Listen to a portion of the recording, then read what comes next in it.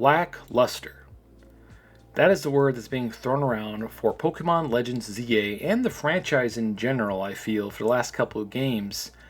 And as a lifelong Pokemon fan, I do have some things that I love and hate about Pokemon Legends ZA. As a lifelong fan since the original games, this is the original Pokemon Yellow. I couldn't find my original Pokemon Blue. That's the game that got me into the franchise. I remember going into Target. Here's the game case. It even has a booklet with it still. Let me get the booklet out here. You guys remember games, physical games used to come with booklets. It has all the cool, like, everything in it. It even has a Pokedex at the end, but it's incomplete. I think they had stickers back then that you could get, and you just sticker in them as you got them or as you captured them. So yeah, I found this on the shelf. I remember getting the yellow version and then beating it and then just leaving it on the shelf. And it's been transitioning from shelf to shelf. I mean, it's literally mint condition. And I think I got all the Pokemon in that one too. But anyway, Blue was the first one I got. Obviously, I got Red later once I fell in love with the franchise. And then I think I even imported the Japanese version. I never got to play it because I had no idea what imports were back then. But there was a shop that carried imported video games. I believe it was, what was that? Fry's Electronics in Portland, Oregon. I think it's almost to Salem, or it is in Salem. Anyway, we would drive like 2 hours to get there, and they would have import games. And they even have imported systems. But back then, I didn't know about region locked or anything, so I had the copy of the green Pokemon Green, which had Bulbasaur on it. It was Ivysaur. And I never got to play it. I was like, oh man, because I thought, I'll just play it. No, it wouldn't boot up because of region lock. Anyway, so that being said, lackluster. That's the word I keep hearing online about Pokemon Legends ZA. Either that or the game is perfect and everyone who doesn't like it is just hating.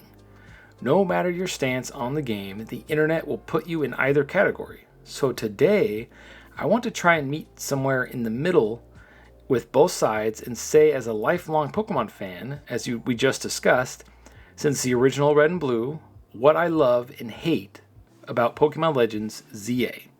Let's get started. Alright, we're going to start off with the good. So what I love about the game so far is, number one, obviously, the battle system. It makes you feel like you're playing the franchise for the first time all over again. Definitely the best thing about this game. So the battle system, when I first started playing it, I made a video on it, the first 30 minutes, and you can see my reaction to it and everything.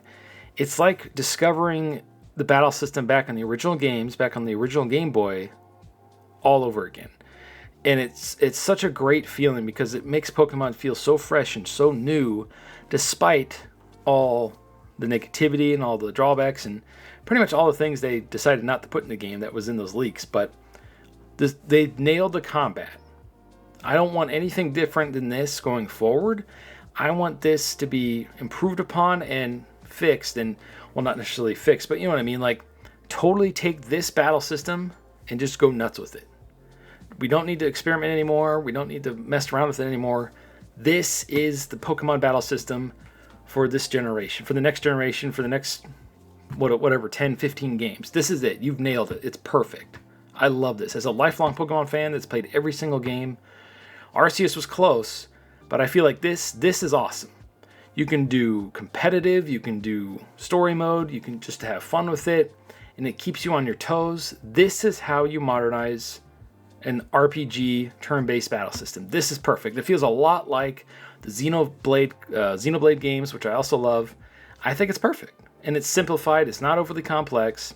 You have to relearn the positioning of the moves, you gotta relearn how the moves work, like how fast they are, what does what. Moves like Protect and Screen and Mist actually do something now. I mean, unless you're a competitive player, and like obviously they really help out in competitive play, but if you're just beating the game, they didn't really like do anything.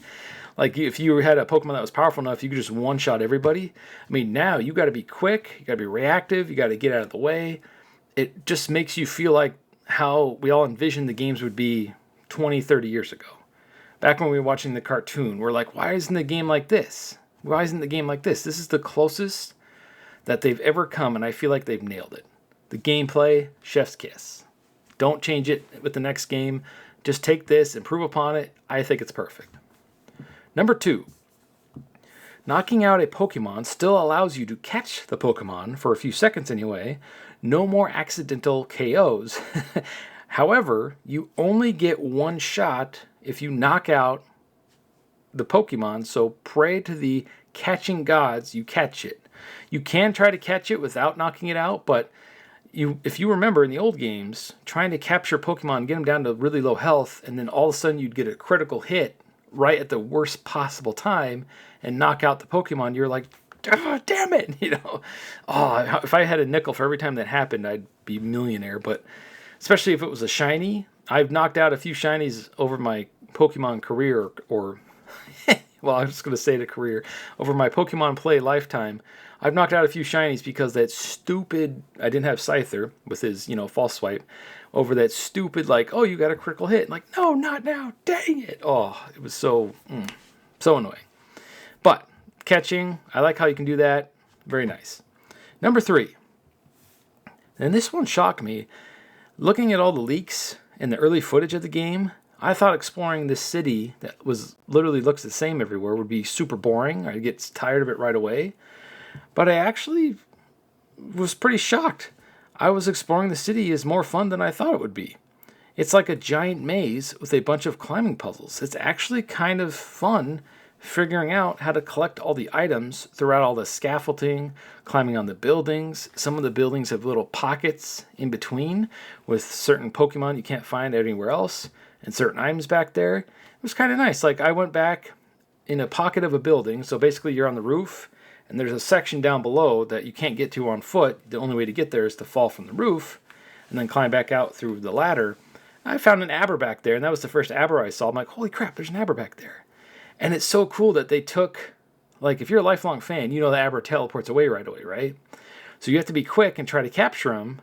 Unfortunately, he broke out of the Pokeball right away, and then he teleported away, and I was laughing. I'm like, just like the original. That's awesome. So nice little Easter egg there. I really like that. If you don't sneak up on them, or if you try to battle them, unless you one-shot kill them, they're kind of hard to catch still. So I kind of like that. So exploring the city is really fun. Number 4, how the game handles Mega Evolution. It's awesome how you can Mega Evolve more than once now and with multiple different Pokemon during one battle. Much better than the older games. However, I do wish it lasted a little longer. I feel it ends way too quickly.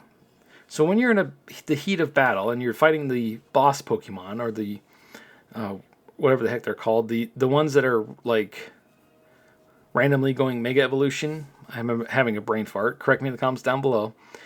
It kind of ran out 2 or 3 times before I finally beat it.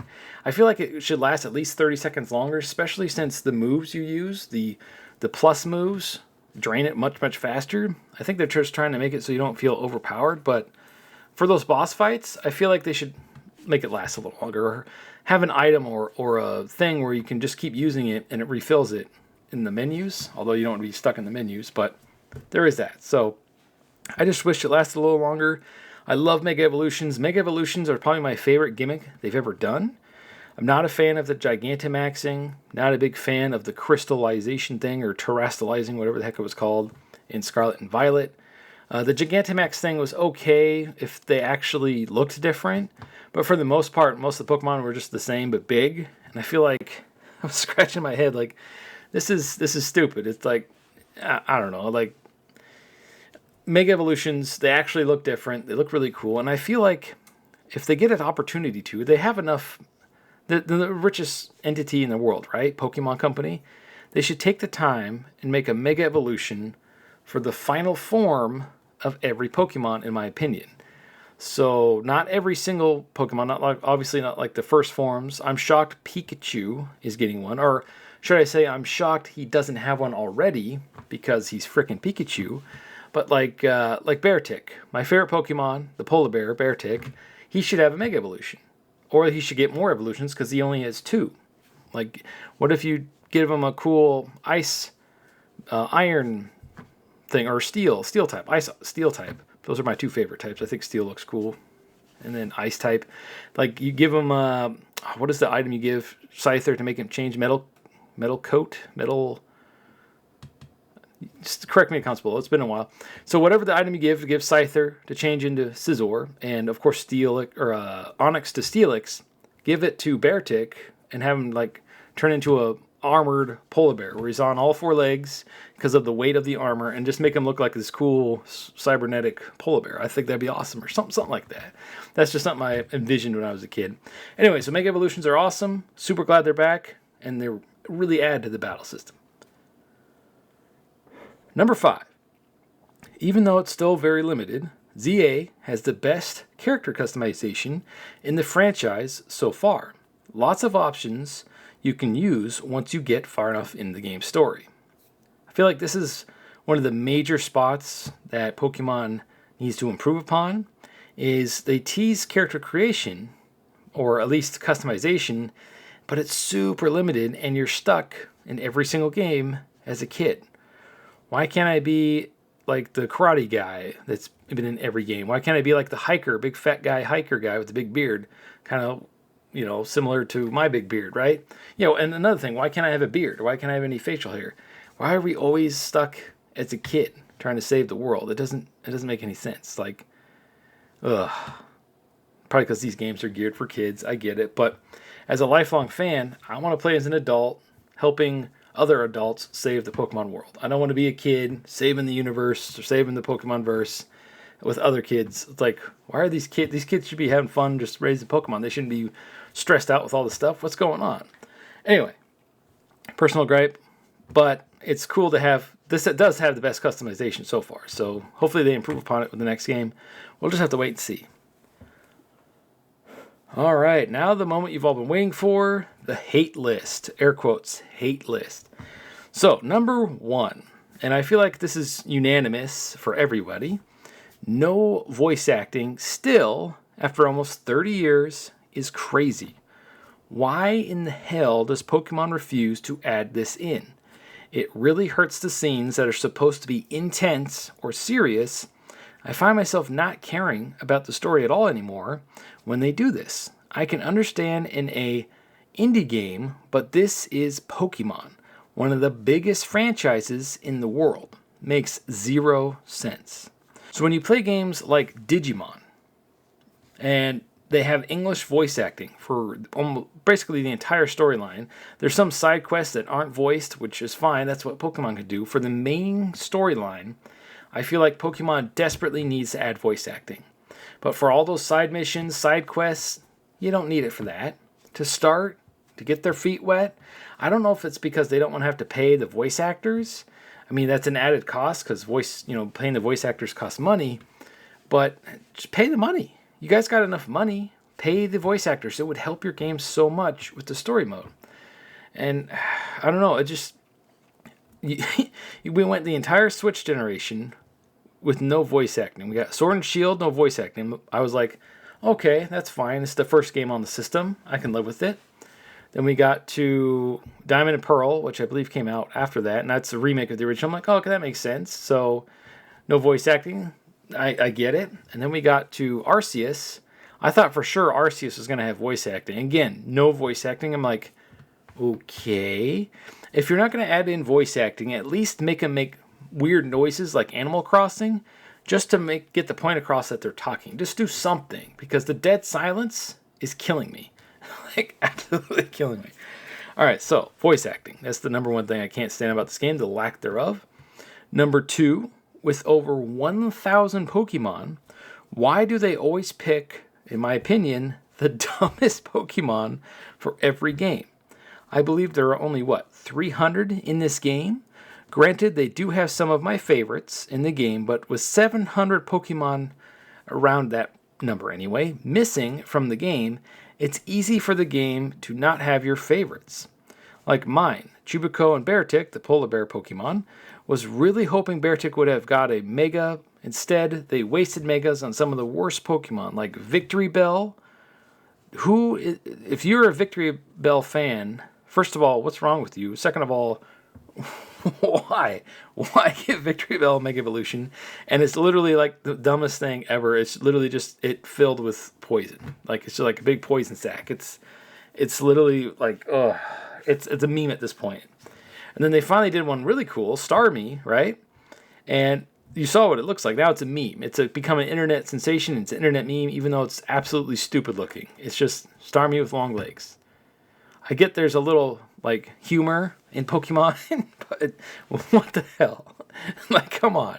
You got some badass Pokemon out there that you're not giving Mega Evolutions to because you're deciding to do these other ones. Who makes these decisions? Because it's stupid, in my opinion. Like, I can't, I could go on this for hours. But to me, the ones they always pick in these games, like the flat fish thing, the electric flat fish, why is that in this game? Why do you guys always pick the dumb ones? Pick the good Pokemon. Go on. You got 1,000 of them. Pick the good ones. I guess that's subjective, but to me, there's a lot of missing good Pokemon in this game. And even with the DLC that's rumored to come out, or not rumored, but there's leaks on what's included in it, it's still missing a ton of Pokemon. I guess because there's so many Pokemon, there's always going to be ones you're missing. But to me, I feel like they always pick the same ones and some of the stupid ones to put in every game. But again, subjective, personal gripe. Let me know down in the comments below if you agree with me on that, because I feel like why is this in the game? Nobody likes this Pokemon. Maybe they do, because here, boy. Number 3, the city is dead. Like, why is everyone just standing around? Why are there cars not driving around the streets? Why aren't Pokemon doing random tasks to make the city feel more alive? It's like playing a beta, and it's really lackluster for a big city game like this. There's that word. The flat walls and textures are the least of the game's problems when it comes to this. Also, why can't we go into any of the shops? It's just a menu that you buy stuff from. Super lame, in my opinion. Number 4, we can't ride or interact with any of the Pokemon like in Arceus. To me, this is a huge downgrade from Arceus and makes running around the city feel like a chore sometimes, despite all the fun exploration. But when you're just trying to run back and forth to do tasks, it gets a little old. Why can't I fly on Charizard's back and explore the rooftops? Why can't I surf on a Pokemon in the tiny water sections? Why can't I use rock climb and climb up the side of buildings like Arceus let us climb up mountains? Why can't I jump both on foot and while riding a Pokemon? This is probably what most people dislike about this game. Like, there's a tiny little ledge in some spots of this game, and you cannot jump up and get on there. Why do we not have a jump button, or at least a step up button? There's a mechanic that allows you to climb up on stuff, but it's super limited, and it, like, just give me a jump button. Like, just allow me to jump. And at least let me ride a Pokemon that can jump, right? I really hope they add jumping and climbing mechanics in the next game for just your character. Like, not even needing a Pokemon. Just to have, once you unlock it with a Pokemon, it makes it much faster. So let's say you want to climb up a wall, you jump on a Pokemon's back and you climb up way faster. I mean, they got this perfect in Scarlet and Violet. The exploration was perfect. But then, like, what happened here? Like, are they afraid of you exploring the city too quickly? Because the city is pretty small overall. Maybe that, I'm guessing that's what happened. Or are these mechanics they just didn't have time to get in before they had to basically release the game? Because these guys have a deadline, and they do not break that deadline. They will never delay a game, so they just have to cut a lot of features to get it done. And that's pretty much, I think, what they do with every single game. So I feel like they had a lot of other stuff planned for this based off those leaks we saw. And it sucks that Pokemon interactions or writing was one of those things that got cut. That really sucked, because I kind of feel like it hurts the game quite a bit. Number 5, and this is the last thing on my hate list because I don't want to go too long. We've already gone about 20 minutes. Why am I always, and we talked about this a little earlier, why am I always a stupid kid? I want to be an adult working with other adults in this game. Why is the world of Pokemon always being saved by children? This limits the story to the same story beats they tell in every single game since its inception. It's time to change. I feel like at the beginning of these games, like going forward, they can make it to where, are you a kid coming of age and you're going out on his own to go tackle the world of Pokemon? Are you an adult that's been champion before, this or that? Are you a hiker? Like they really got to world build around your character, and then just have the storyline play out that way. You're always stuck as a kid, always like with these huge world-ending implications, or at least the area you're in, world, city ending, and it's other kids work together, and it's all this stuff. It's like, why is it always children? It makes no sense. I mean, I guess it makes sense to the Pokemon games because that's their main focus, is keeping kids engaged with the franchise to keep it. That's probably why it's lasted so long. But for me, as an old-time fan, I want, like, especially if these Arceus games, or Legends games I should say, are going to be geared towards us older fans, then why not make it so we could play as older characters in the game? Like, you should be the leader of, like, Team Rocket or something, and you get kicked out, right? The new guy takes over, and you're basically starting from scratch because you got kicked out of your own organization, and you have to go and recapture the organization or take it down. Great storyline, perfect. Great Pokemon game. I just made up a whole Pokemon game right there. And it's more interesting than pretty much the same storyline they've been telling in every single game for the last 20, 30 years? But that's me, that's a personal gripe. So, some good, some bad. Have you played Pokemon Legends ZA yet? If so, what do you love and hate about the game? Honestly, despite its flaws, the game still manages to pull you in with the Pokemon magic formula of battling and catching Pokemon. That's why these games will always sell, as long as they have that basic Pokemon magic that seems to never fail. Thanks for watching, and stay frosty.